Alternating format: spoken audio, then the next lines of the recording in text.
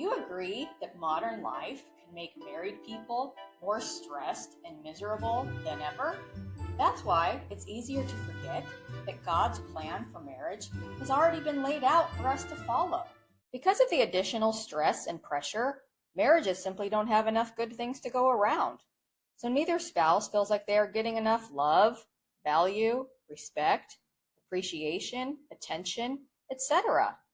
So it becomes a tug of war, which further reduces each of these. So now, both people become more frantic and desperate for the little bit that remains, which puts more pressure on the marriage and quickly pushes all of these to zero. Kind of like toilet paper in 2020. If only there was a path to create all these things in such an abundance that they would never run out. Guess what? There is, and I'm going to share it with you. Look, my husband and I are just regular people who got tired of being in the marriage matrix and the downward spiral most marriages have. So we broke down the parts God wants for us to follow and came up with a way to live according to His plan. Let's look at it this way. Most of us have seen the food pyramid, where we're shown to prioritize the best and minimize the worst food choices. Why is this concept important? Because without a smart plan, easy, low-quality choices can override smart choices, and they often do. So here's how it works. We use an inverted pyramid. At the top of our relationship is God. This makes our actions toward each other and our decisions in life very simple.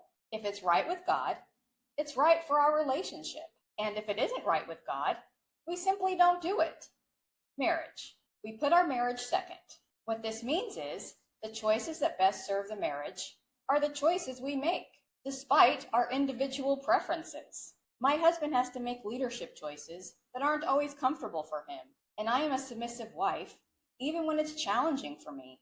Another example is, we both love cars, but would never put that above our marriage and let it destroy our finances. Spouse. We both put each other's needs above our own because we both truly want what's best for each other.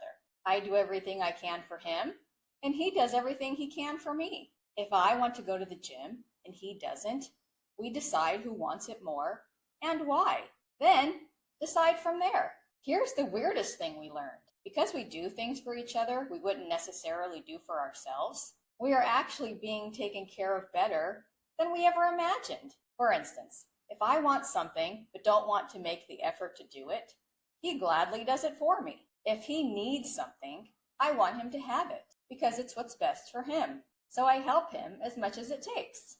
Another interesting bonus is that our temporary emotions don't override our long-term commitment to our relationship.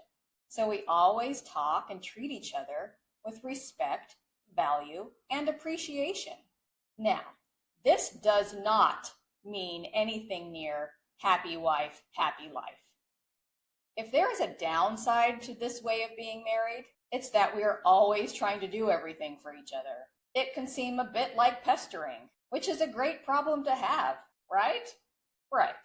So at those times, our joke is, babe, 100% effort is plenty. Very sweet. Would this work with your spouse? Why or why not? Please share your ideas in the comments so we can all grow together.